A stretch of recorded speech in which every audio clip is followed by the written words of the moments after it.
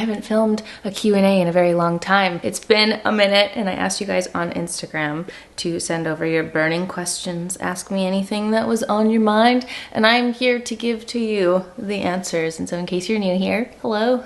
My name is Alana. I started my YouTube channel back in 2013, and it has been over a decade of us hanging out here on the internet and making videos and having a blast. We're all here for some laughs, some love, some life, a couple of beauty things sprinkled in between, and we have a grand old time over here. So let's dive in. Thank you so much to everyone who sent in your questions. I have them on my computer screen here so I don't get sidetracked. I put them in a nice order because usually I just sit here like scrolling through my phone and flipping through them. I'm like, no, let's get this organized. Let's write them out. Try to keep my squirrely brain focused for a little bit.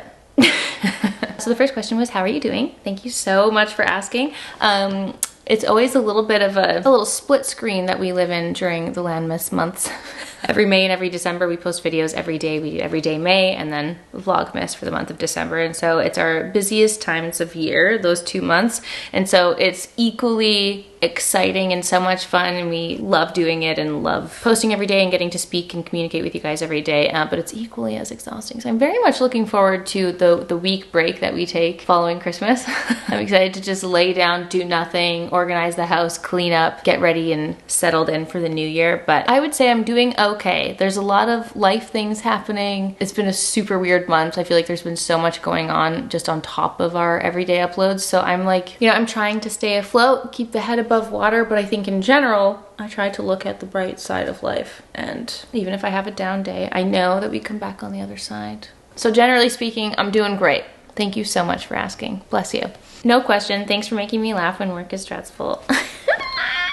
Listen guys, I'm just here to entertain. I'm just here to have a laugh with you. So thank you so much for that. I appreciate it. And I'm so sorry that work is stressful. I think, work never seems all that pleasant, really. The word itself just sounds unpleasant. So I totally hear you, and I hope that you are looking forward to a hopefully restful holiday, perhaps a little reprieve from the work stress. What's your best advice to start a fitness journey? You're so inspiring. First of all, thank you so much. It has been a journey. It has been a very, very long journey. And I wanted to say that my answer to this, actually, Dan really nicely brought this up the other day, and he was like, you just have to find out what your why is. What is your why? He's like, why are you doing this? Why are you working out? Why are you doing Hot Girl Winter? And sometimes I think we look to the outside, we look for outside inspiration as something to get us started with our own fitness journey, but really it just has to come from within. There was definitely a day I remember just sitting there being like, I'm so over this. I'm over feeling this way. I'm over not seeing any physical changes. I'm over the lifestyle that I am currently living. I want to be better. I want to be more fit. I want to be more active. I want to feel more healthy. I want to feel better. And that was the day. I remember the day. Actually, my brother was here visiting, and Dan had sent me DIY Buddy. He sent me like a little transformation post on Instagram, and I just sat there and I was like, it was one of those like flip table memes, it was just like, fuck it. And I sent my photos in that night and applied for DIY Buddy, and that was the moment I just really felt like I had finally done something. I had like made a move to change something in my life. And my why was so many things. When I sit there and ask myself, like, why do I want to do this? Some days it feels like torture, like even tonight, I'm like, it's late. I know I'm gonna have to go and do my steps. I have an early morning. Like sometimes it feels like a lot, but at the end of the day, I always feel better for it. I feel so much better now than I ever did, both physically and on the inside and emotionally. And it's been amazing, and I just look forward to that carrying into the rest of my life. I look forward to trying to be as healthy as possible as I can, because I think when some of like the older people who are around you, maybe your friends or family members, as you kind of see age start to happen and you hear of these like horrible, crazy things that can happen, and health can deteriorate so quickly, and it's one of those things that you don't necessarily appreciate so much until it's not there. So anytime I've been injured or I've been like bedridden or I've been sick, like the only thing that I can think of is the times where I feel amazing, or where I felt better, or where I wasn't sick, or when I was able to walk. And like, to move your body is such a privilege. And so I try to constantly tell myself that I'm doing this for longevity, for health, and all of that to continue for as long as possible into my life. So there's many different whys. Obviously there's little physical things too. Like I want to be ripped. I want to be jacked. I want to look like an athlete. But there's so much more to it. So I think to answer your question, you really have to find your why. You have to find out from within what it is that you want out of this. What do you want from life? What do you want from your health? And then you can start from there. And there's so many resources, endless resources to get you started. But it is constant work. It's constant effort. It's constant work. It is about discipline. And in my opinion, motivation doesn't exist. Motivation ebbs and flows. You know, sometimes you're just really not going to feel like it, and it's really hard to like get yourself over that mental hump. Like it's all between the ears. How's that for an answer? I don't know if that was an answer that kind of took a little turn, but those are my thoughts in this moment. The next question is places you haven't been to yet that you want to go in 2025. What are some of your 2025 travel plans? Now, I have to say, you guys, I am so excited. Like 2025 is already looking very bright. There is one place on our bucket list that we are very, very excited to go to in January. Like it's already happening, literally the first month of 2025. I can't believe the trip that we're about to go on. I can't wait. I don't want to jinx it or anything. I'm like, when I sit on the plane, it will be real, but really excited for an upcoming trip in January, going to a country that Dan and I have never been to. And another top place that has been on my like bucket list, a place that I am just dying to go, has been Turkey. And it has been Turkey forever. I want to see everything, all of the things in Turkey. It's just been at the top. It's where I wanted to go for my honeymoon. But for the last 2 years, where we ended up going for our honeymoon and then for our first year anniversary, was going back to the homeland to see Dan's family in Serbia. And I was like, listen, that is beautiful. I am so grateful for the time I have spent with my new family, my new in-laws. But Dan, if I don't go to Turkey for this next anniversary, I swear, like, get me to Turkey, get me to Istanbul, get me to Bodrum, get me to Göbekli Tepe. I want to see all of it. I want to see all the ancient sites, all the crumbling castles, the ancient ruins. Like I need to spend a month in Turkey. Okay, so that is in my bucket list. If we could potentially knock off 2 countries on our bucket list this year, that would be like, I got no other goals. I got no other dreams. That's it. I can't wait. So for my people who have been to Turkey, if you're from Turkey, you live in Turkey, you have lived in Turkey, please let me know all your recommendations. I need to go. I need to go. I've been wanting to go for years, and I'm hoping that that is in the 2025 plans. Nobody send me a surprise wedding. Please, nobody suddenly elope. I just need this trip to happen, okay? And then following that, Kara JJ Stone said, if you come to Australia, I'd be honored to show you around Melbourne. To you, Kara JJ Stone, I say, we may or may not be seeing you very, very, very shortly. The next set of questions. So many of you guys sent similar questions to this, and I just love you so much. Thank you for knowing me and knowing my heart, and you guys are hilarious. And someone said, have you written a formal complaint to NYX yet? Someone said, have you thought about doing a collab with a brand to recreate NYX nude beige liner? So many questions were in this line. And then someone else also asked, are you ever going to start your own makeup brand? And I just thought I would just answer this all into one bundle. First of all, yeah, formal complaint should be, I mean, how dare they discontinue the nude beige liner? It's truly perfect, and I will never get over it. Again, Jen Allgeier, thank you so much for sending me your backups. Like, I literally can't believe. And it is not in the cards. It is not in the plans. That's not something that I am creating. However, if any brand did want to recreate the exact formula and shade of the NYX Nude Beige lip pencil, I would be happily obliged. It would be my honor, actually, to bring this out into the world. No one has approached me yet. I am absolutely open to the idea. Somebody, please, if anyone wants to recreate this, I am here, I am ready, I am willing, and I would love nothing more than to do that. And I would never discontinue it. The contract would have to say available forever. So yeah, NYX, how dare you? But as for making my own makeup brand, this is actually something I'm sure I've answered many times before, and something that I feel quite strongly about. And that is that I am a person of many different interests. I also lose interest very quickly. Honestly, it's a miracle that I have been doing this for over 10 years because I have such an ADD brain. I like to have my toes dipped in many things. I have many different interests. I go through many different phases. And so the idea of creating a makeup brand specifically is just so not in the cards and not in the plans for me. I think that there's people who do it so well and who are clearly so passionate about it. And someone that comes to mind is Jamie Genevieve with her Vive makeup brand. And that is like, it's so perfect. It's everything she's wanted. She's been planning that and dreaming about that for years and years and years. And when you have your own brand, you really have to give your all to it. Like, it becomes all encompassing, and you have to be so in love with what you're doing and want to do that for the long term. Because I think that a lot of people maybe start a brand and then they don't realize how much work it is, how much it takes over your life, and how much you have to give to it, and then those brands kind of fizzle out. So I think if you wanted to create a brand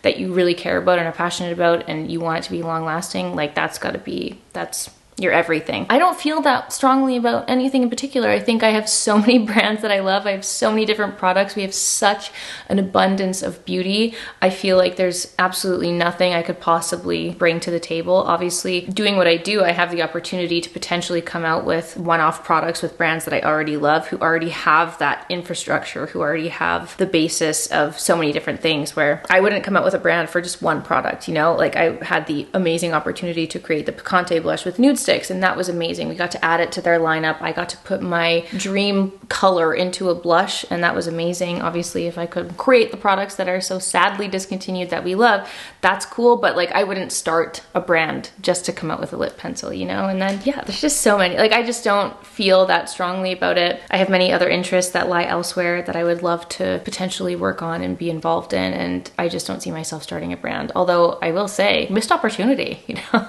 Like, it's something that I could have done over and over and over again. I've been given so many opportunities to do so, but I just don't want to add another product to the pile. There's plenty of makeup to go around. There's plenty of beauty, plenty of brands to go around. I don't feel like I have enough of a unique spin to create one of my own. The next question is, tell us you and Dan's love story. And I just wanted to say to you in particular, thank you so much for spelling Dan's name right. Poor sweet thing. I know nobody means probably to do this because it does sound so similar, but Dan is his name. It's not Dan. It's not D-A-N. He is of Serbian descent, and his name is spelled D-E-J-A-N. And the J is pronounced like a Y. And there's just a little, it's not Dan, it's Dan. Dan. But in case anyone was curious, it is Dan. So Dan and I were actually in the same friend group. We've been schoolmates for a very long time. We technically met in elementary school in grade 5 here in Vancouver. And then throughout the years, like, I would go and live with my dad off and on. So I wasn't in Vancouver always. It was like 1 year with my mom here in Vancouver, 1 year with my dad wherever he was living at the time. And I kind of jumped in between, but anytime that I lived in Vancouver, Dan and I went to the same school. We had the same circle of friends. So we actually have photos from like our grade 12 graduation together just as friends, which is funny because if someone doesn't know us and like know that we never dated, we dated later in life, people always see that photo of us at graduation and they're like, oh my gosh, were you high school sweethearts? And I'm like, no, but I love that we could pretend to be. That's so funny. And I wish it was that way. There would have been a lot less strife in my life. I love that we have that. And on our grade 12 yearbook, we have our like baby photos side by side. Like, it's just cute. We have a lot of shared memories, which is fun. So we did technically grow up together, had the same group of friends, and then we met again later in life. I went away to university for about 5.5 years before I moved back home again. And then when I moved back to Vancouver, I had a little housewarming party in one of the apartments that I lived in. And he had come to that, wrote me a cute little note. We had gone for lunch, which is documented on YouTube. Never forget the vlog from 2017 of me being like, I'm going to meet with my friend Dan, and my friend Dan is coming over for pizza. And like, fully, we're just friends. And then over those next few months, it kind of blossomed into love, and the rest is history. So Dan and I technically go way back, but we technically started dating in 2018, got engaged in 2020, and then we were married last year in 2023. So that's our brief little love story. It's so great. I can't believe all of that has just like been a blip. Like, it just feels like it was lifetimes, but at the same time, it feels like it all just went by so fast. But yeah, we were married. I'm a married lady. We were married last year. We've already celebrated our 1st year anniversary. And the fact that everything is documented and here on YouTube is so wild. And then following from that, the next question is, would you have done anything differently for your wedding? Da, da, da, da, da. And we talk about this all the time. We never wanted a wedding. We never wanted a wedding. It was something that we it evolved into more than we ever wanted it to be. And we ultimately did it for our friends. We had a very intimate little ceremony. We called it our elopement or celebration of love, where, you know, we had our photos, we had the officiant come and do a signing, and then we had dinner with our immediate family. And even that was so much more, like, it ended up even trying to do a small wedding, a small non-existent, non-wedding wedding, because we have so many members in our immediate family. Like, I've got 1,000,001 siblings. We had some of our like extended family come in. You know, my grandpa was there, Dan's aunt was there. Like, we had a bit more than we had ever planned on on having, we ended up having 24 people, and because of that size alone, it ended up just being so much more. Anyway, I did entire videos on this. I will happily link my little wedding Q&A below if you want, but we ultimately love it for what it was, and we love that we were able to have that time with our family. It was really beautiful. It was so nice, but it was a lot more work and a lot more money than we had ever wanted to do for people who didn't want to have a wedding. So if we could do it again, we would just elope. We would just do a little trip, just the two of us, go elope, do our little photo shoot and be done. We wouldn't have done like anything more than that. But we look back at our wedding day with very, very fond memories. I'm so happy with the photos that we got, and I'm so happy that we have those to look at forever. And if I'm ever just feeling any type of way, I just go back and scroll through our wedding photos and I'm like, ah, we've never looked better. But it was such a special, beautiful day. And yeah, the emotions were high for sure. So really, really, really happy memories no matter what.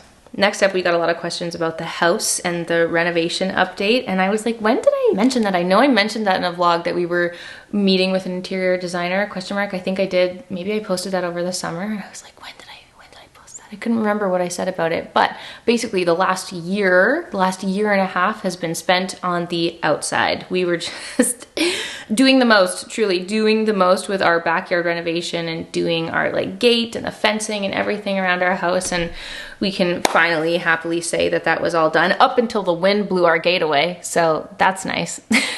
If you know, you know. If you saw that vlog, that is still pending. Our gate is currently not alive and is still leaned up against the wall in our garage. RIP to our brand new, beautiful, beautiful wood gate. That's probably not gonna be fixed until the new year. So other than that, the outside is done. Can't wait, because technically this coming spring will be the first time that everything is officially done and grown in. So we hope to give you guys like the grand reveal, the grand tour, but we have posted some beautiful photos on Instagram of our gorgeous backyard that has occupied the last year and a half of our lives. So we're so thankful to Alex, our designer, our brilliant landscape designer, who just, his brain is amazing. He's amazing. And then Kelby from Solstice Landscapes, who did the dirty work, did the hard stuff. He's been our go-to man. Like, they're incredible. They do amazing work, and they basically took us on as a pity project for our tiny little plot in comparison to the insane work that they do for much bigger clients. So to them, we're eternally grateful, and yeah, we're so happy with it. And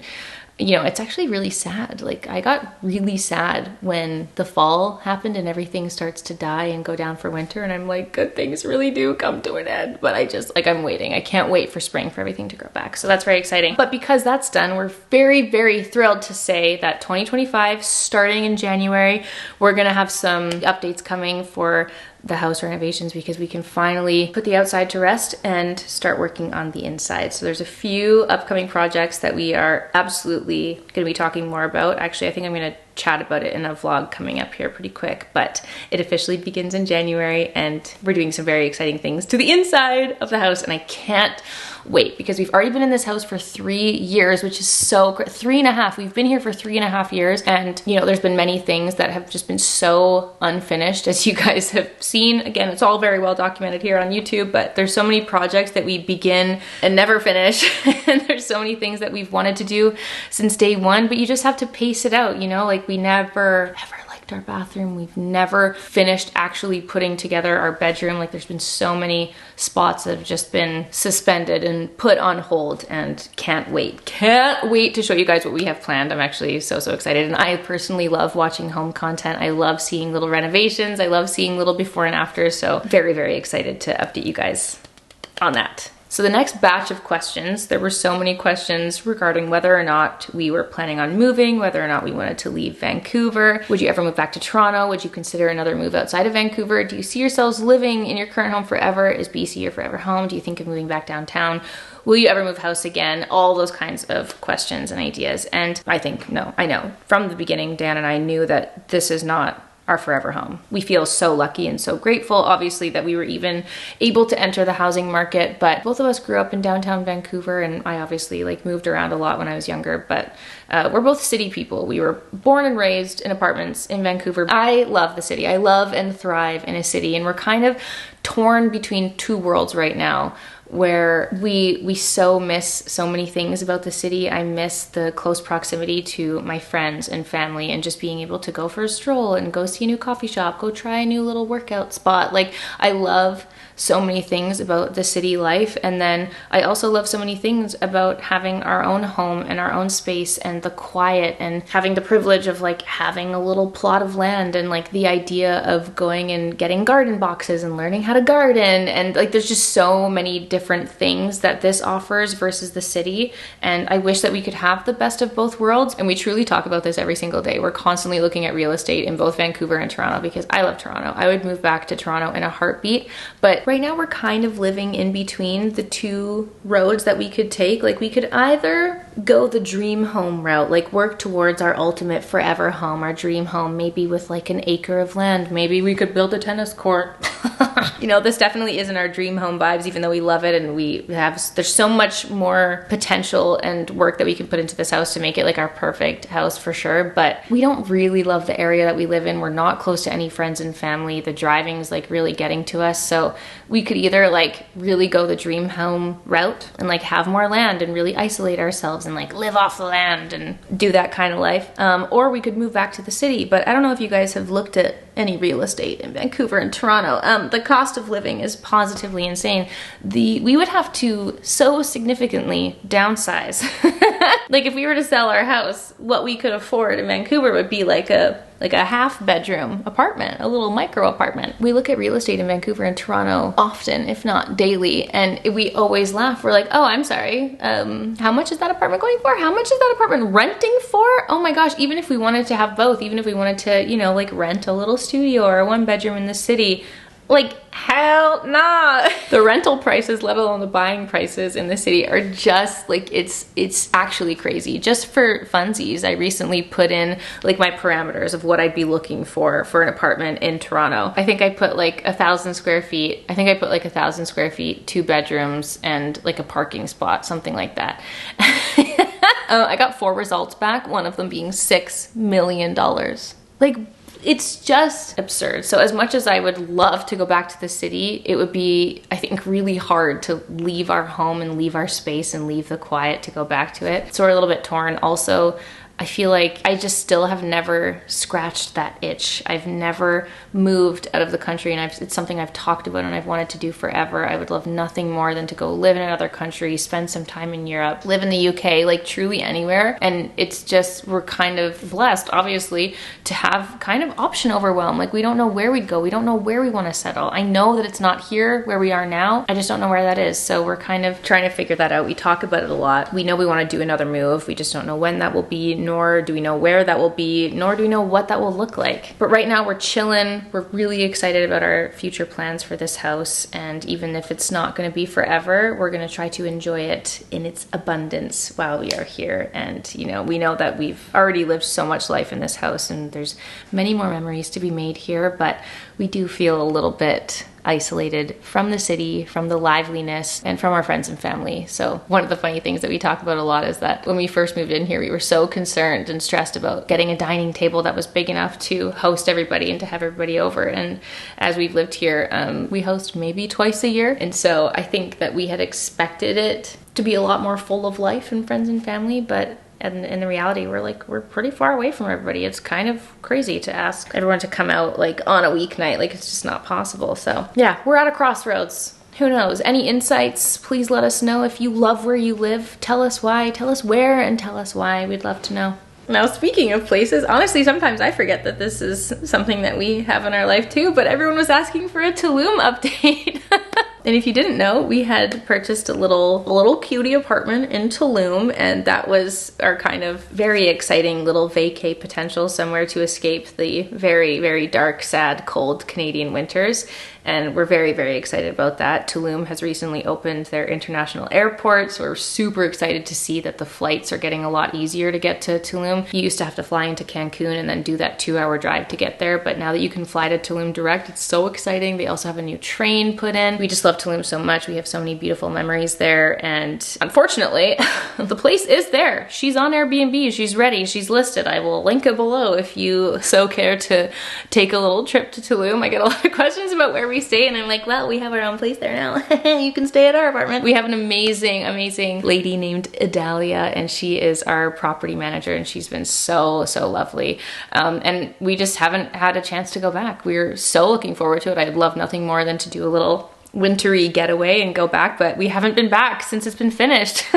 We were waiting so long to get curtains. We got a little like loft. It's like a 1-bed loft, and we were waiting for curtains, and you know, Tulum there was a hurricane. Oh my God. There was a lot of delays when it came to just putting the final touches together, but someone has booked it out for Christmas. We originally were going to go back for Christmas, and then someone booked it out. We have someone staying there for Christmas, someone staying in the new year, and yeah, we hope to go back very soon. Love Tulum, love a little beachy getaway, and I feel like every time we go back to Tulum, there's been so many updates, like it's growing so fast. And every time we go back, there's a whole slew of new like workout places and restaurants. We go to our little tennis club there. It's so fun. Yeah, very much looking forward to a little trip there soon, but I don't know when that's gonna be. I laughed so hard when this next question came in. Someone asked what my most embarrassing moment on a brand trip was, and there's too many to count. There's too many. Honestly, I could write a book. There's some things that are just, it's not that I, like if you met me in real life and you asked me this question, I would happily like blabble them off to you. But sometimes like it's just, we try to keep it PG here. We try to keep it peachy.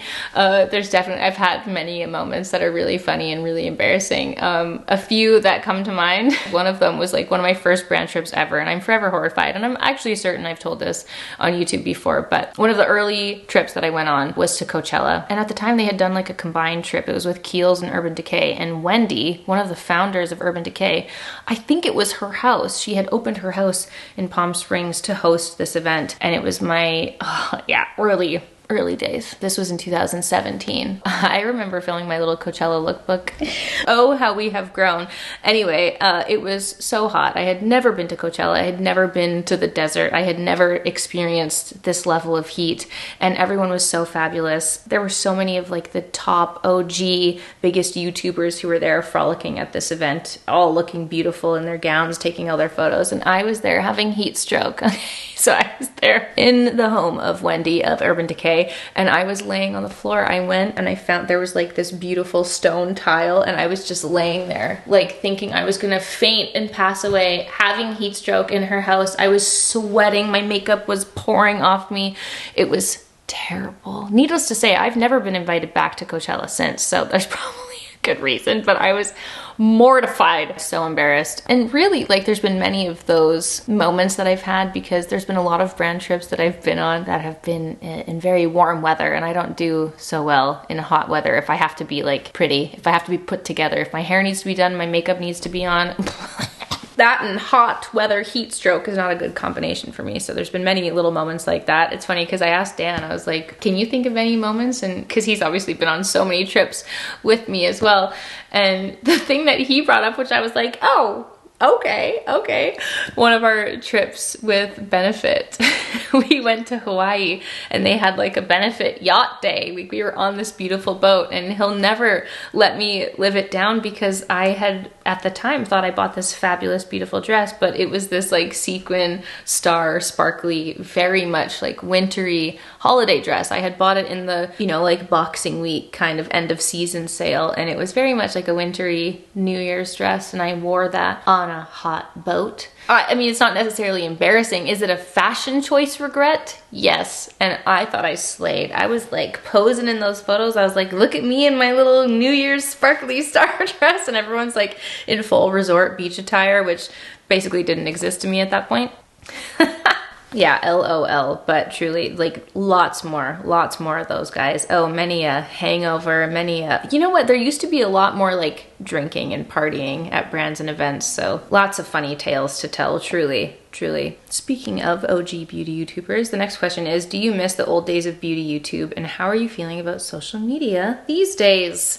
Lots of different questions kind of on that similar train of thought, and I think you guys know. I think I make it abundantly clear how I feel. I absolutely miss the old beauty YouTube days, and I feel so lucky that I was even like had a little sprinkling, had a little mini percentage of a part in that, and I'm so grateful that I started my channel when I did, and it was just so pure, you know? I think the old beauty YouTube was just, it was always so exciting. Like, I will never forget the feeling of like watching an old Jaclyn Hill makeup tutorial or a favorites video, and like all of my favorite YouTubers then, all of the OG beauty YouTube, and I would sit with my notepad and like watch makeup collection videos and see which Tarte blush I had to pick up next, and everything that was new did feel so new, and it was so exciting, and it was kind of the start of the boom of beauty and brands, and at least it felt like it, and it was the first time that that had ever existed on the internet, and like YouTube was still new, and it was all just so exciting. And for those of us who grew up with that, it's just such fond memories. And now it does feel just so overplayed,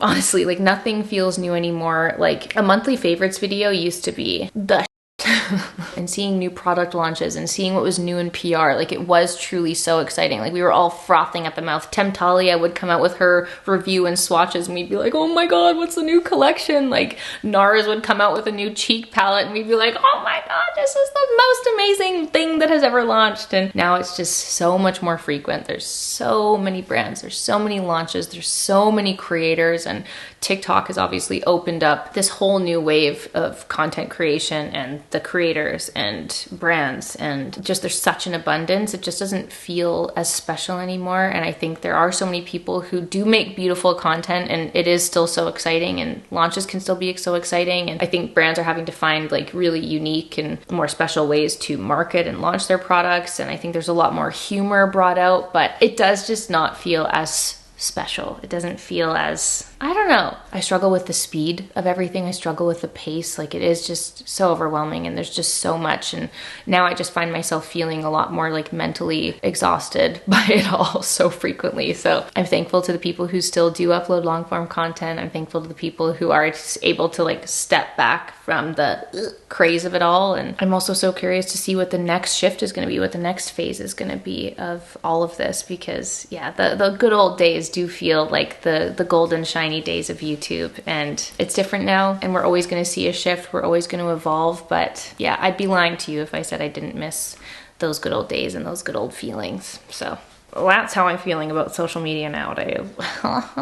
The next two questions were sent in by the same lovely gal, and they were kind of a similar feeling, but I liked it. It made me, I had to sit and pause and think about this. She said, what's something you think people often don't get or understand about you, and what's something you wish we really knew or understood about you / other influencers online?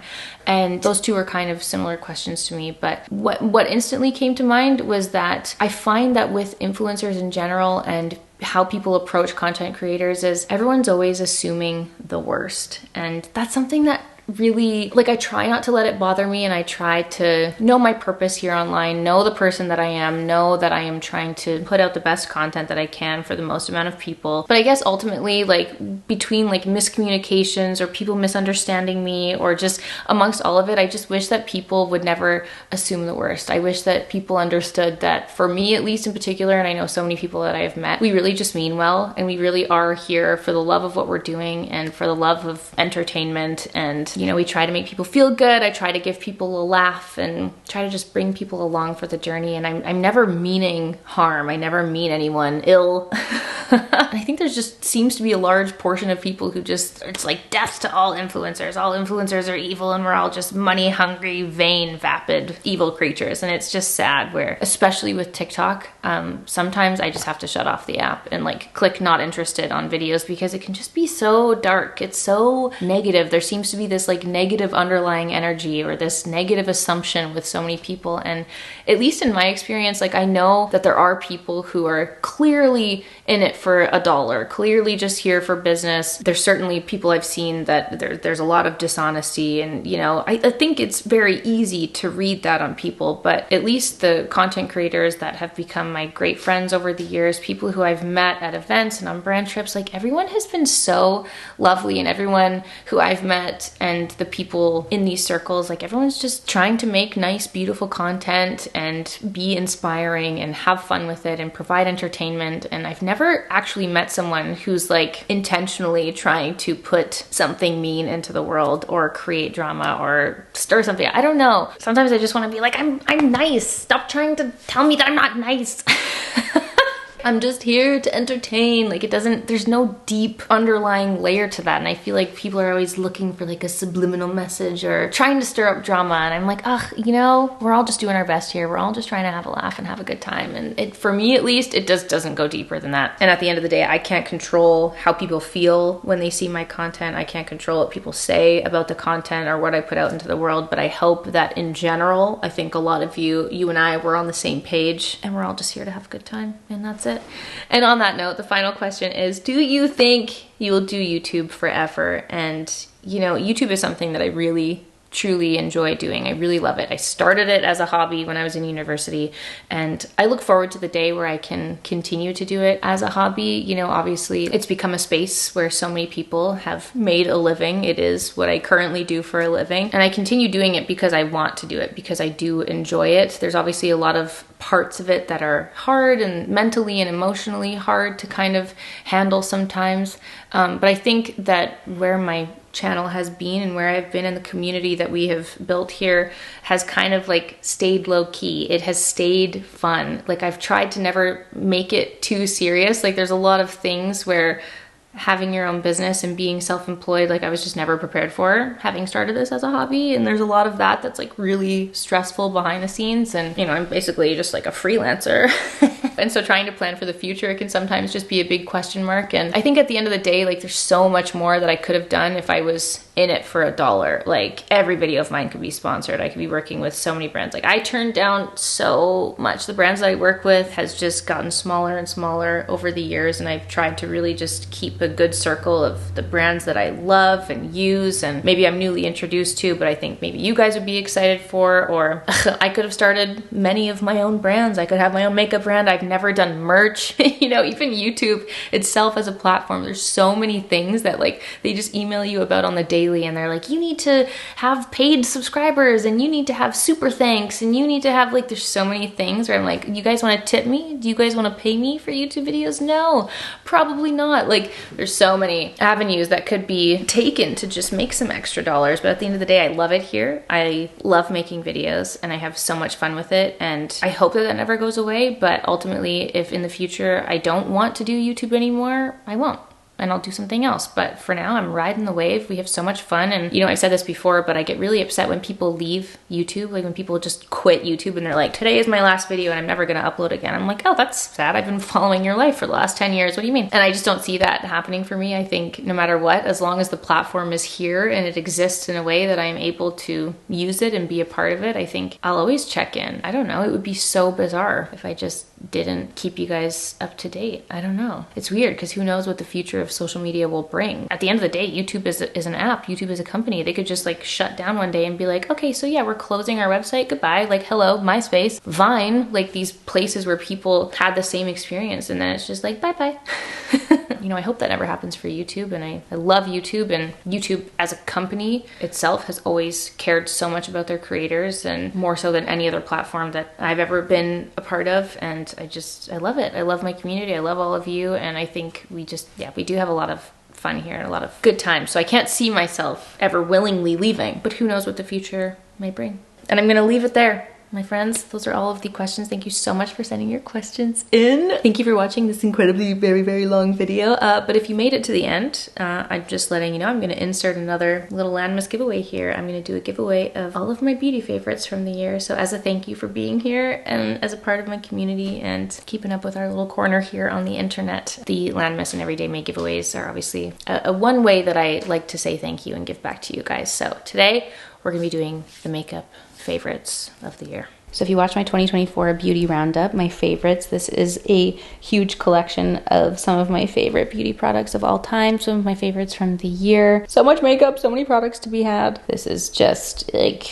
basically all my beauty favorites, an entire Sephora in a box. So if you wanted to enter to win today's giveaway, the link is going to be in the description box down below. You can enter all of the ways that it provides you, so you can make sure that you're following me on YouTube, follow me on Instagram, follow me on TikTok, all those good things, and you're allowed to enter all of the ways that's on the sheet. All I ask is that you just don't go making 10,000 different emails and entering all of those ways. I don't know how to be more clear. I don't know how to like word that differently, but all of the options that it gives you, it's like little bonus entries when you enter through the link below. So don't worry if you click on the YouTube link, if you click on the Instagram link, like it's so fine. It's basically just like follow me on all platforms if you want some bonus entries. As always, don't reply to any comments, don't reply to any bots, don't download any apps, don't send anybody money. Just please include an Instagram or an email for me to contact you through. So I hope you enjoyed today's giveaway, a roundup of all of my favorite beauty things. And thanks for being here, guys. Thank you so much for listening to this blab. I hope I didn't bore you to tears with my voice for the last hour. And I love you all so much. Thank you so much for being here. And I will see you all tomorrow for a new Landmiss video. Bye!